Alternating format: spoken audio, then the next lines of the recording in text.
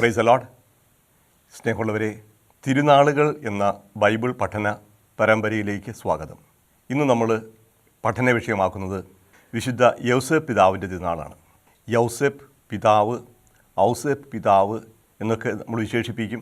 മലയാളം പഠിക്കുമ്പോൾ ഞങ്ങളെ പഠിപ്പിച്ച അച്ഛൻ പറയുവാനും യൗസേപ്പ് പിതാവ് എന്ന് പറഞ്ഞാൽ പോരാ, യൗസേപ്പ് പിതാവ് എന്ന് തന്നെ പറയണം, ഔസേപ്പ് പിതാവ് എന്ന് തന്നെ പറയണം. അവിടെ ലോപസന്ധി ഉണ്ടാവില്ല എന്നൊക്കെ പറഞ്ഞെങ്കിലും സാധാരണ നമ്മൾ ഔസേപ്പ് പിതാവെന്നും യൗസേപ്പ് പിതാവെന്നൊക്കെയാണ് പറയുക. സെൻറ്റ് ജോസഫ് യൗസേപ്പ് പിതാവിനെക്കുറിച്ച് വിശദമായി പഠിക്കുന്നതിന് മുമ്പേ ബൈബിളിൽ നിന്ന് ഒരു ഭാഗം നമുക്ക് വായിക്കാം.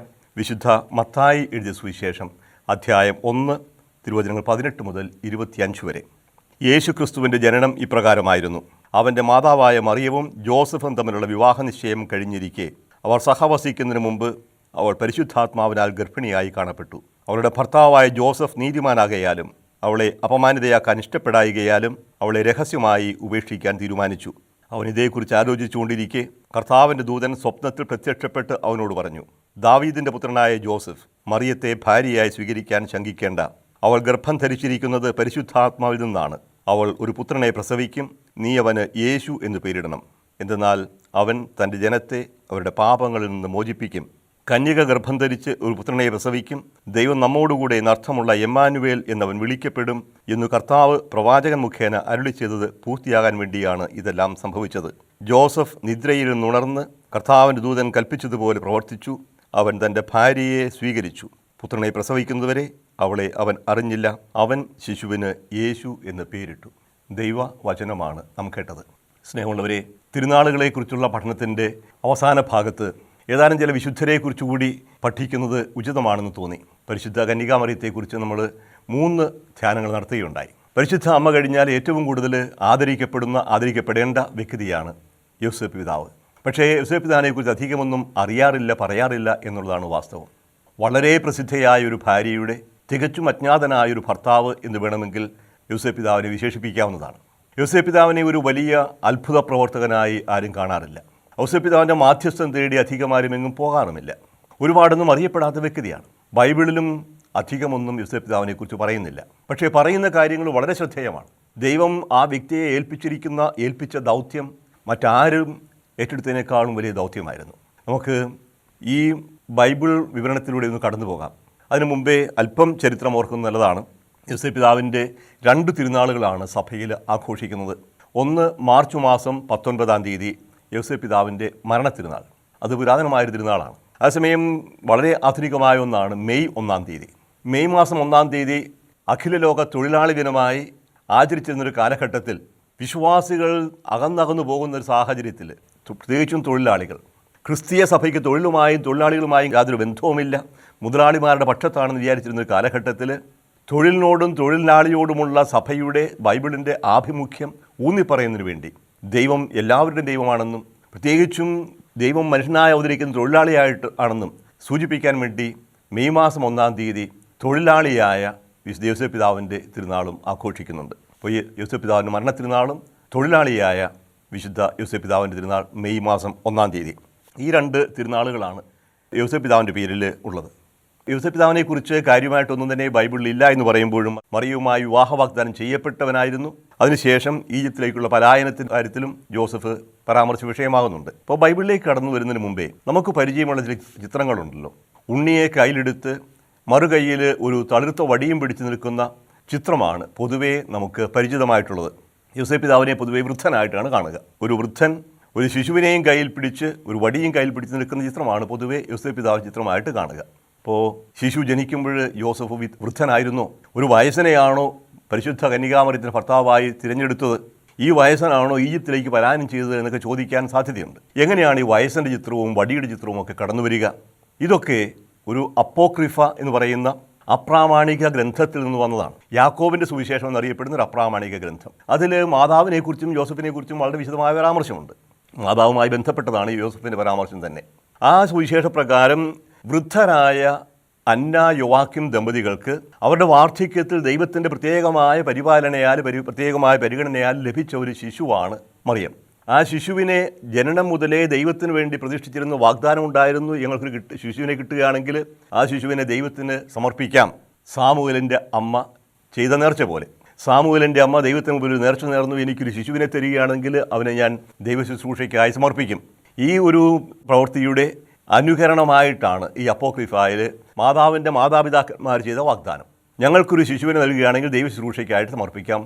അതനുസരിച്ചൊരു ശിശു ജനിച്ചു. പക്ഷേ ജനിച്ച ശിശു പുരുഷനല്ല, സ്ത്രീ ആയിപ്പോയി. ഇനി സ്ത്രീയെ എന്ത് ചെയ്യും? സ്ത്രീ ആണെങ്കിലും കാഴ്ച സമർപ്പിച്ചേ മതിയാവും. അതുകൊണ്ട് ദേവാലയത്തിൽ കൊണ്ടുവന്ന് 3 വയസ്സാകുമ്പോൾ കുഞ്ഞിനെ ദേവാലയത്തിൽ കൊണ്ടുവന്ന് സമർപ്പിച്ചു. പിന്നെ ദേവാലയത്തിൽ അവൾ ജീവിച്ചു എന്നാണ് ഈ കഥ പറയുക. അവളുടെ പ്രായമായി ആർത്തവകാലമാകുമ്പോഴേക്കും ആർത്തവം വഴി ഒരു സ്ത്രീ അശുദ്ധയാകുന്നതിനാൽ, അവൾ ജീവിക്കുന്ന സ്ഥലവും അശുദ്ധമാകുന്നതിനാൽ അവളെ അവിടുന്ന് മാറ്റിയേ മതിയാവും. അതുകൊണ്ട് ദൈവത്തിന് സമർപ്പിതയാണെങ്കിലും ദേവാലയ പരിസരത്തിന് അവൾക്ക് താമസിക്കാൻ സാധിക്കുകയില്ല. അതുകൊണ്ട് മറിയത്തെ വിവാഹം ചെയ്ത് കൊടുക്കണം. പക്ഷേ വിവാഹം ചെയ്ത് കൊടുക്കുമ്പോഴും അവൾ കന്യകയായി സംരക്ഷിക്കപ്പെടണം. അതിനു പറ്റിയ ഒരാളെയാണ് തിരഞ്ഞെടുക്കുക. അതിനുവേണ്ടി ഒരു പരസ്യം രേഖപ്പെടുത്തി ആൾക്കാർ മറിയത്തെ സ്വീകരിക്കാനായിട്ട് വരുന്നു. പലരും പല രീതിയിലാണ് വരിക. അപ്പോൾ ഒരു അടയാളം ദൈവം തന്നെ നൽകണം എന്നവർ നിർബന്ധം പിടിച്ചു. എന്തായിരിക്കും അടയാളം? അടയാളം ഇതാണ്: മറിയത്തെ വിവാഹം കഴിക്കാൻ ആഗ്രഹിക്കുന്ന എല്ലാവരും ഓരോ വടിയും കൊണ്ടുവരിക. ആ വടി ദേവാലയത്തിൽ സൂക്ഷിക്കും. പിറ്റേ ദിവസം ആ വടിയിൽ എന്തെങ്കിലും തളിർപ്പോ അടയാളമോ ഉണ്ടെങ്കിൽ ആ വ്യക്തിയായിരിക്കും മറിയത്തിൻ്റെ വരൻ. അപ്പോൾ എല്ലാവരും വടിയുമായിട്ട് വന്നു. അപ്പോൾ ഔസേപ്പും ഇങ്ങനെയോ കടന്നു വന്നു എന്നാണ് പറയുക. അദ്ദേഹത്തിന് ഉണ്ടായതിന് ഉണങ്ങിയ വടിയായിരുന്നു അത്രേ. ബാക്കിയുള്ളവരെല്ലാവരും നല്ല വടികളൊക്കെ ആയിട്ട് വന്ന് ചെറുപ്പക്കാരെല്ലാം. പക്ഷേ ഈ ഉണങ്ങിയ വടിയുമായി വന്ന യോസഫ് അദ്ദേഹത്തിൻ്റെ വടിയും അവിടെ കൊടുത്തു. പക്ഷേ പിറ്റേ ദിവസം കാണുന്നത് ഈ ഉണങ്ങിപ്പോയിരുന്ന ജോസഫിൻ്റെ വടി തളിർത്ത് പൂത്ത് നിൽക്കുന്നതാണ്.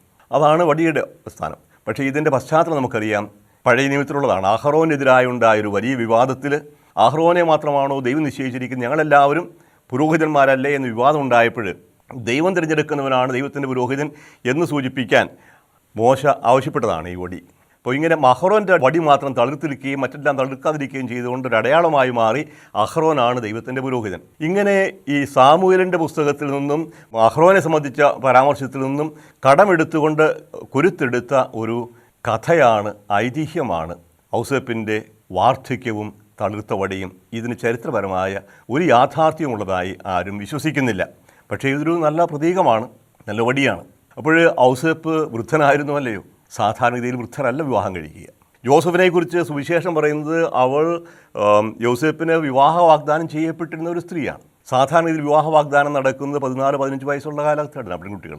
അപ്പോൾ മറിയത്തിന് ആർത്തവകാലമായപ്പോൾ ഏതെങ്കിലും തരത്തിൽ ദേവാലയം അശുദ്ധമാകാതിരിക്കാൻ വേണ്ടി അവളെ മാറ്റിവിട്ടു എന്നുള്ള പറയുന്നതൊക്കെ ഒരു ഭാവന സൃഷ്ടിയായ കഥയിൽ നിൽ കവിഞ്ഞ് ഒരു ചരിത്രപരമായ യാഥാർത്ഥ്യമുണ്ട് എന്ന് ഇന്നാരും കരുതുന്നില്ല. അതുപോലെ തന്നെ ജോസഫിനെ വൃദ്ധനായി കരുതുന്നതും മറിയത്തിൻ്റെ കന്യകാത്വ സംരക്ഷണത്തെ കരുതിക്കൊണ്ടാണ്. ഇപ്പോൾ വയസ്സനായതുകൊണ്ട് ഭാര്യയെ ഒരു തരത്തിൽ ഉപദ്രവിക്കുകയില്ല എന്നുള്ള ചിന്തയായിരിക്കാം ഇതുണ്ടാക്കിയവരുടെ കാര്യത്തിൽ. അപ്പോൾ വാർദ്ധക്യമല്ല ഇവിടുത്തെ പ്രശ്നം. ജോസഫിനെ വൃദ്ധനായും ഒന്നിനും കഴിവില്ലാത്തവനുമായിട്ട് ചിത്രീകരിക്കുന്നത് മനുഷ്യൻ്റെ ഭാവനയാണ്. ഒരുപക്ഷേ ഒരു സ്ത്രീയോടുകൂടി ജീവിക്കുകയാണെന്നുണ്ടെങ്കിൽ ലൈംഗികമായി ഇടപെടാതെ ജീവിക്കാൻ സാധിക്കുകയില്ല എന്നുള്ള മനുഷ്യൻ്റെ ബലഹീനതയെക്കുറിച്ച് അമിതമായ ധാരണയുള്ളത് കൊണ്ടായിരിക്കാം ഔസേപ്പിനെ ഇങ്ങനെ വയസ്സനാക്കി മാറ്റുന്നത്. പക്ഷേ ബൈബിളിലെ കാഴ്ചപ്പാടനുസരിച്ച് അയാളൊരു ചെറുപ്പക്കാരനാണ്. വിവാഹ വാഗ്ദാനം ലഭിച്ചിരുന്ന വിവാഹം കഴിക്കാനായിട്ട് തീരുമാനിച്ച വ്യക്തിയാണ്. അതൊരു കന്യകയെ വിവാഹം ചെയ്തു, പക്ഷേ കന്യകയായി നിലനിർത്തിക്കൊണ്ടാവുന്നുള്ള ചിന്ത കൊണ്ടൊന്നും ആയിരിക്കില്ല അയാൾ വിവാഹം ചെയ്യാനായിട്ട് തീരുമാനിക്കുക. സ്വന്തം അധ്വാനം കൊണ്ട് ഉപജീവനം കഴിച്ചിരുന്ന ഒരു ചെറുപ്പക്കാരനായ മനുഷ്യൻ ഒരാശാരിപ്പണി ചെയ്യുന്നത്. അവൻ ജോസഫ് ദാവീദിൻ്റെ ഗോത്രത്തിൽപ്പെട്ടവനായിരുന്നു. അത് കൃത്യമാണ്. അപ്പം ബൈബിളിൽ പറയുന്ന ജോസഫ് വൃദ്ധനുമല്ല, അവൻ ഒരു ഷണ്ടനുമല്ല. ജോസഫ് ഒരു സാധാരണ പുരുഷനാണ്. വിവാഹം കഴിക്കാൻ ആഗ്രഹിച്ചിരുന്ന, സ്വന്തമായ സ്വപ്നങ്ങളുള്ള, സ്വന്തമായ ആഗ്രഹങ്ങളുള്ള ഒരു സാധാരണ മനുഷ്യൻ. ഈ സാധാരണ മനുഷ്യൻ്റെ ജീവിതത്തിലേക്കാണ് ദൈവം ചില അസാധാരണമായ ഇടപെടലുകൾ നടത്തുന്നത്. അതാണ് നമ്മളിവിടെ വായിച്ചു കേട്ടത്. മറ്റ് ബൈബിളിലെ ഭാഗങ്ങളിലോ സുവിശേഷ ഭാഗങ്ങളിലോ ഒന്നും നമ്മൾ കാണുന്നില്ല ജോസഫിനെക്കുറിച്ച് ഒരു പരാമർശം. പക്ഷേ മത്തായി 2 തവണ ഈ ജോസഫിനെക്കുറിച്ച് വിശദമായി പറയുന്നുണ്ട്. 1-2 അധ്യായങ്ങളിൽ അത് ബാല്യകാലവുമായി ബന്ധപ്പെട്ടതാണ്. പിന്നീട് പറയും ഇവനകത്ത് അച്ഛൻ്റെ മകനല്ലേ, ഇവൻ്റെ അപ്പൻ്റെ പേര് ജോസഫ് എന്നല്ലേ. ലൂക്ക പറയും യോസഫിന് മകനെന്ന് അറിയപ്പെട്ടിരുന്നു, പക്ഷേ യഥാർത്ഥത്തിൽ ജോസഫിന് മകനായിരുന്നില്ല. ഏതായാലും ജോസഫ് ഒരു ആശാരിപ്പണിക്കാരനായിരുന്നു, നസ്രത്തിൽ ജീവിച്ചിരുന്നവനാണ്, ആശാരിപ്പണി കൊണ്ട് ഉപജീവിതം കഴിച്ചിരുന്ന വ്യക്തിയാണ്. അദ്ദേഹം ഒരു വിവാഹം കഴിക്കാൻ ആഗ്രഹിച്ച വ്യക്തിയാണ്, അതിനുവേണ്ടി വിവാഹ വാഗ്ദാനം നടത്തിയതുമാണ്. പക്ഷേ ഈ വിവാഹ വാഗ്ദാനത്തിന് ശേഷം ദൈവം ആ വ്യക്തിയുടെ ജീവിതത്തിലേക്ക് കടന്നു വരികയും ആ ജീവിതമാകെ തകിടം മറിയുകയും ചെയ്യുന്നതായിട്ട് കാണും. വിവാഹ വാഗ്ദാനത്തിന് ശേഷം ജോസഫ് വിവാഹ വാഗ്ദാനം ചെയ്ത വ്യക്തിയാണ്. അപ്പോൾ അങ്ങനെ ഇപ്രകാരമാണ് നമ്മൾ വായിച്ചു കേട്ടത്. യേശുക്രിസ്തുവിൻ്റെ ജനനം ഇപ്രകാരമായിരുന്നു.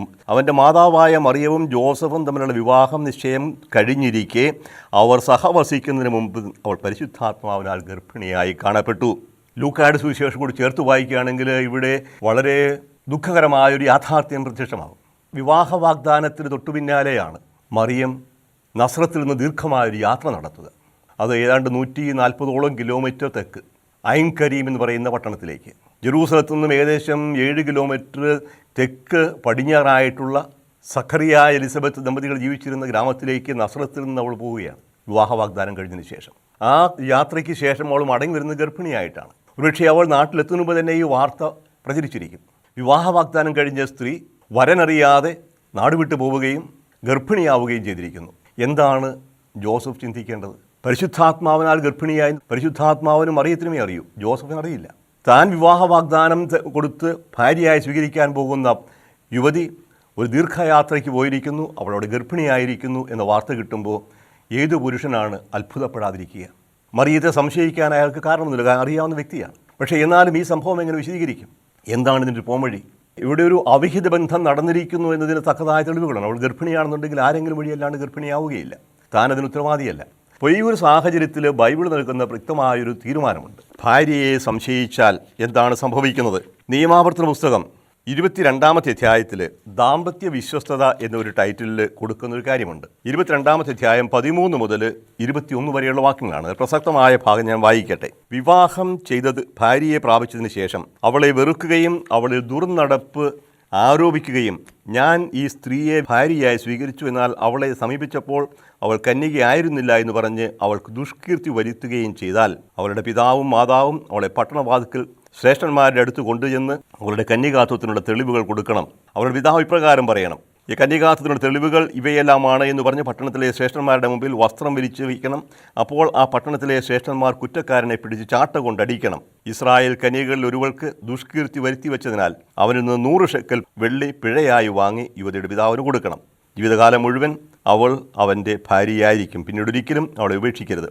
ഇത് കന്യകാത്വത്തിന് തെളിവ് കൊടുക്കാൻ സാധിക്കുമെങ്കിൽ, പക്ഷേ ഇവിടുത്തെ കാര്യം അങ്ങനെയല്ല. അടുത്തപടി, യുവതിയിൽ കന്യകാത്വത്തിൻ്റെ അടയാളം കണ്ടില്ലെങ്കിൽ അവർ ആ യുവതിയെ അവളുടെ പിതൃഭവനത്തിൻ്റെ വാതിൽക്കൽ കൊണ്ടുപോവുകയും അവളുടെ നഗരത്തിലെ പുരുഷന്മാർ അവളെ കല്ലെറിഞ്ഞു കൊല്ലുകയും ചെയ്യണം. എന്തെന്നാൽ പിതൃഗൃഹത്തിൽ വെച്ച് വേശ്യാവൃത്തി നടത്തി അവൾ ഇസ്രായേലിൽ തിന്മ പ്രവർത്തിച്ചിരിക്കുന്നു. അങ്ങനെ നിങ്ങളുടെ ഇടയിൽ നിന്ന് ആ തിന്മ നീക്കിക്കളയണം. ഇതാണ് നിയമം. വിവാഹ വാഗ്ദാനം കഴിഞ്ഞ ഒരു സ്ത്രീ വരനറിയാതെ ഗർഭിണിയായാൽ അവൾ വേശ്യാവൃത്തി നടത്തിയിരിക്കുന്നു, വ്യഭിചാരം നടത്തിയിരിക്കുന്നു. അത് മാരകമായ കുറ്റമാണ്. അതിന് ശിക്ഷ അവളെ കല്ലെറിഞ്ഞു കൊല്ലുക എന്നതാണ്. ഇതാണ് ജോസഫ് നേരിടുന്ന പ്രതിസന്ധി. താൻ വിവാഹ വാഗ്ദാനം നൽകിയ സ്ത്രീ ഇപ്പോൾ ഗർഭിണിയായിരിക്കുന്നു. അത് നിഷേധിക്കാനാവാത്ത തെളിവുകളുമുണ്ട്. എന്തു ചെയ്യണം? ഇവളെ ആരോപണ വിധേയമാക്കാം, കുറ്റം ആരോപിച്ചു വിചാരണയ്ക്ക് നിർത്താം. വിചാരണയിൽ തീർച്ചയായിട്ടും കുറ്റം തെളിയപ്പെടും, അവൾ ഗർഭിണിയാണ്. പിന്നെ സംഭവിക്കാൻ പോകുന്ന കല്ലെറിഞ്ഞു കൊല്ലുകയാണ്. ഈ കല്ലെറിഞ്ഞു കൊല്ലപ്പെടാനായിട്ട് മറിയത്തെ വിട്ടുകൊടുക്കാൻ ജോസഫ് തയ്യാറാവുന്നില്ല. അതേസമയം ഇവളെങ്ങനെ ഗർഭിണിയായെന്ന് ജോസഫിന് അറിയുകയുമില്ല. എന്തു ചെയ്യും? ഈ പ്രതിസന്ധി അവിടെ ജോസഫ് എടുക്കുന്ന തീരുമാനം ഇതാണ്: അവളുടെ ഭർത്താവായ ജോസഫ് നീതിമാനാകയാലും അവളെ അപമാനിതയാക്കാൻ ഇഷ്ടപ്പെടായികയാലും രഹസ്യമായി ഉപേക്ഷിക്കാൻ തീരുമാനിച്ചു. ജോസഫിനെ കുറിച്ച് 2 കാര്യങ്ങളാണ് പറയുന്നത്. അവൻ നീതിമാനാണ്, അവളെ അപമാനിതയാക്കാൻ ആഗ്രഹിക്കുന്നില്ല. മനസ്സിലാവാത്തൊരു കാര്യം, മറിയം എന്ത് വിശദീകരണം കൊടുത്ത് നമുക്കറിയില്ല. മറിയവുമായി തീർച്ചയായും സംസാരിച്ചിട്ടുണ്ടാവും. മറിയം എന്തു പറഞ്ഞാലും വിശ്വസിക്കാനായിട്ട് അയാൾക്ക് സാധിക്കുകയുമില്ല. എപ്രകാരമാണ് ഒരു സ്ത്രീ പുരുഷനറിയാതെ ഗർഭിണിയാവുക? അങ്ങനെ അതിനു മുമ്പ് ഒന്നും സംഭവിച്ചിട്ടില്ല, അതിന് പിമ്പും സംഭവിക്കുന്നില്ല. അപ്പോൾ ഈ ഒരു സംഭവത്തെ എങ്ങനെ വിശദീകരിക്കണം മനസ്സിലാകാൻ സാധിക്കാത്ത ജോസഫ് ധർമ്മസങ്കടത്തിലായി. മറിയത്തെ തള്ളിപ്പറയാനുമാവില്ല, സ്വീകരിക്കാനുമാവില്ല. ഈ ശിശുവിൻ്റെ പിതൃത്വം ഏറ്റെടുക്കാനായിട്ട് എങ്ങനെ സാധിക്കും? ഈ ഒരു സാഹചര്യത്തിലാണ് ദൈവം ഇടപെടുക. ഇവിടെ പറയുന്നൊരു കാര്യമുണ്ട്. ജോസഫിനെക്കുറിച്ച് മത്തായി പറയുന്ന 2 കാര്യങ്ങളുണ്ട്. ഒന്ന്, അവൻ നീതിമാനാണ്. ജോസഫിനെക്കുറിച്ച് ഏറ്റവും കൂടുതൽ പറയുന്നത് നീതിമാനാണ്. ആരാണ് നീതിമാൻ? എന്താണു നീതി? ഇന്ന് നമ്മൾ ഒരുപാട് കേൾക്കുന്നുണ്ട് നീതിയെക്കുറിച്ച്, നീതിമാന്മാരെക്കുറിച്ചും. പക്ഷേ നീതിയുടെ സമഗ്രമായൊരു നിർവചനം എന്ന പോലെ നമുക്കൊരു സങ്കീർത്തനമുണ്ട്, 15-ാം സങ്കീർത്തനം. ദൈവത്തിൻ്റെ കൂടാരത്തിൽ പ്രവേശിക്കാൻ ആർക്കാണ് സാധിക്കുക? ദൈവത്തിൻ്റെ മലയിലേക്ക് കടന്നു വരാൻ ആർക്കാണ് അനുവാദം കിട്ടുക എന്ന് ചോദിക്കുന്ന ഒരു ലിറ്റേർജിക്കൽ സാം, 15-ാം സങ്കീർത്തനം. അവിടെ നീതിമാൻ്റെ വ്യക്തമായൊരു നിർവചനം നമുക്ക് കാണാം. അതിപ്രകാരമാണ് കാണുന്നത്. 15-ാം സങ്കീർത്തനം: കർത്താവേ, അങ്ങയുടെ കൂടാരത്തിൽ ആരു വസിക്കും? അങ്ങയുടെ വിശുദ്ധഗിരിയിൽ ആർ വാസമുറപ്പിക്കും? അതിന് കൊടുക്കുന്ന 10 ഉത്തരങ്ങളുണ്ട്. നിഷ്കളങ്കനായി ജീവിക്കുകയും നീതി മാത്രം പ്രവർത്തിക്കുകയും ചെയ്യുന്നവൻ. നിഷ്കളങ്കൻ, നീതിമാൻ. നിഷ്കളങ്കൻ എന്ന് പറയുന്നൊരു നെഗറ്റീവ് ആണ്, ഒരു എന്തിൻ്റെയോ അഭാവം സൂചിപ്പിക്കുന്നതാണ്. കളങ്കമില്ലാത്തവൻ, ഒരു നിഷേധാത്മകമായ ഒരു വിശേഷണമാണ്. നിഷേധാത്മകമായ വിശേഷണം. കളങ്കമില്ലാത്തവൻ. മറുഭാഗത്ത് നീതിമാൻ, അത് പോസിറ്റീവായിട്ട് ഭാവാത്മകമാണ്. രണ്ട് കാര്യങ്ങൾ. ദൈവത്തിൻ്റെ ഭവനത്തിൽ പ്രവേശിക്കാൻ, കൂടാരത്തിലേക്ക് വരാൻ ഈ രണ്ട് കാര്യം ഉണ്ടാകണം. കളങ്കമുണ്ടാവരുത്, നീതി ഉണ്ടാകണം. എന്താണ് കളങ്കം? എന്താണ് കളങ്കമില്ലാത്ത നീതി? അതിന് പ്രത്യേകം എടുത്തു പറയുകയാണ്, ഒന്നിനു പിറകെ ഒന്നായിട്ട്. നീതി മാത്രം പ്രവർത്തിക്കുന്ന ആരാണ്? ഹൃദയം തുറന്ന് സത്യം പറയുന്നവൻ. സത്യമേവ ജയതേ, സത്യത്തിനു വേണ്ടി ജീവൻ പോലും ത്യജിക്കാൻ സന്നദ്ധനാകുന്നവനാണ്. ഒരിക്കലും നുണ പറയാത്തവൻ, ഒരു കാരണവശാലും. 2, പരദൂഷണം പറയാത്തവൻ, മറ്റുള്ളവനെതിരെ പരദൂഷണം പറയാത്തവൻ. സ്നേഹിതനെ ദ്രോഹിക്കാത്തവൻ, അയൽക്കാരനെതിരെ അപവാദം പരത്താത്തവൻ. ദുഷ്ടനെ പരിഹാസ്യനായി കരുതുന്നവൻ. തിന്മ പ്രവർത്തിക്കുകയും തിന്മ പ്രചരിപ്പിക്കുകയും ചെയ്യുന്നവനെ അപഹാസ്യനായി ഒഴിവാകുക, ദുഷ്ടസംസർഗം നിർത്തുന്നവൻ. ദൈവഭക്തരോട് ആദരം കാണിക്കുന്നവൻ. നഷ്ടം സഹിച്ചും പ്രതിജ്ഞ നിറവേറ്റുന്നവൻ. കടത്തിന് പലിശ ഈടാക്കാത്തവൻ. പിന്നീട് അന്യായ പലിശയെന്നാക്കി, പ്രത്യേകിച്ചും ബാങ്കുകളൊക്കെ ഉണ്ടായ കാലഘട്ടത്തിൽ ഒരു പലിശയും ഈടാക്കാൻ പാടില്ല എന്ന് പറയുന്നത് സ്വീകാര്യമല്ല എന്ന് തോന്നിയതുകൊണ്ടാവാം അന്യായ പലിശ ഈടാക്കാതിരിക്കുന്നവൻ. പക്ഷേ ഇവിടെ കൊടുത്തിരിക്കുന്നത് കടത്തിന് പലിശ ഈടാക്കാതിരിക്കുക, ആവശ്യമുള്ളവന് കൊടുക്കുക. യേശു പറഞ്ഞല്ലോ, മുതൽ പോലും തിരിച്ചു കിട്ടുകയില്ല എന്ന് പ്രതീക്ഷിച്ച് കൊടുക്കുക, പലിശയ്ക്ക് വേണ്ടിയല്ല. കടത്തിന് പലിശ ഈടാക്കാത്തവൻ, നിർദോഷനെതിരെ കൈക്കൂലി വാങ്ങാത്തവൻ. ഒരുപാട് പ്രസക്തമായ, ഇതേറെ പ്രസക്തമായ വാക്യങ്ങളാണിതെല്ലാം. ഇങ്ങനെ പ്രവർത്തിക്കുന്നവൻ നിർഭയനായിരിക്കും, അവന് ഇളക്കം തട്ടുകയിൽ. ഇതാണ് നീതിമാൻ.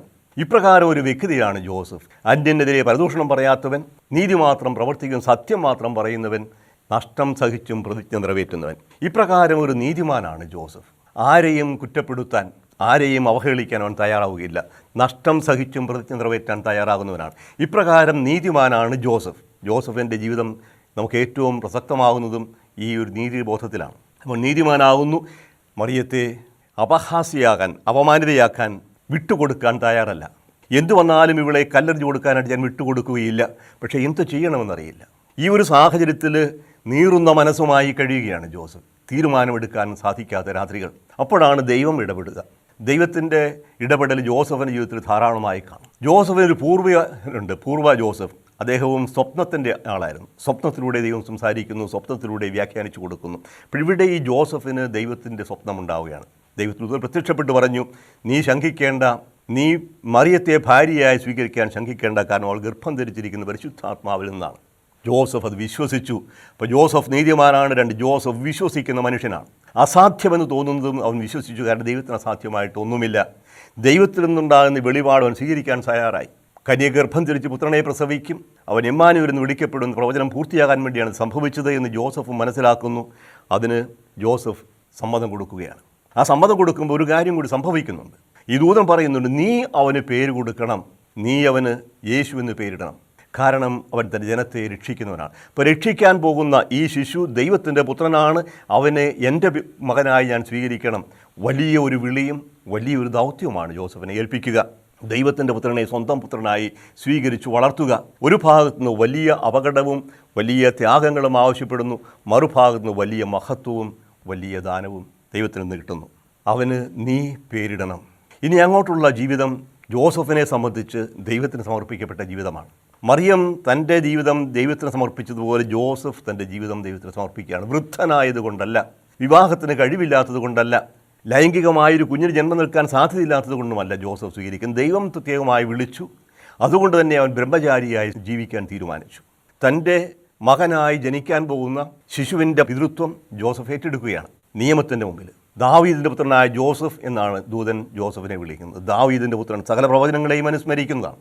ഈ ജോസഫ് യേശുവിന് പേര് കൊടുക്കുമ്പോൾ യേശുവിൻ്റെ പിതാവായി, നിയമത്തിന് മുമ്പിൽ യേശുവിൻ്റെ പിതാവായി സ്വയം സ്വീകരിക്കുകയാണ്. അതുകൊണ്ടാണ് യേശു ജോസഫിൻ്റെ പുത്രൻ, ദാവീദിൻ്റെ പുത്രൻ എന്നറിയപ്പെടുക.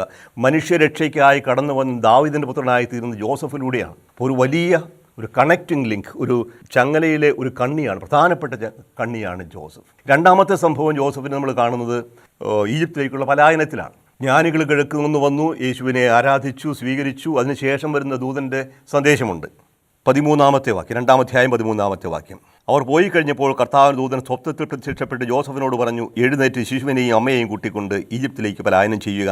ഞാൻ പറയുന്നവരെ അവിടെ താമസിക്കുക. ഹെരോദേസ് ശിശുവിനെ വധിക്കാൻ വേണ്ടി ഉടനെ അന്വേഷണം തുടങ്ങും. അവൻ ഉണർന്ന് ശിശുവിനെയും അമ്മയെയും കൂട്ടി ആ രാത്രി തന്നെ ഈജിപ്തിലേക്ക് പോയി. വലിയ ഭയത്തിൻ്റെ നാളുകളാണ്. ദൈവം ഏൽപ്പിച്ചു തന്ന ഈ വലിയ നിധി, ദൈവത്തിൻ്റെ പുത്രൻ, അവൻ്റെ അമ്മ, ഈ നിധി സൂക്ഷിക്കാനുള്ള വലിയ ഉത്തരവാദിത്വം, നഷ്ടപ്പെട്ടു പോകാതെ കാത്തു സൂക്ഷിക്കാൻ, സംരക്ഷിക്കാനുള്ള ഉത്തരവാദിത്വം ഈ ജോസഫിനെയാണ് ഏൽപ്പിച്ചിരിക്കുക.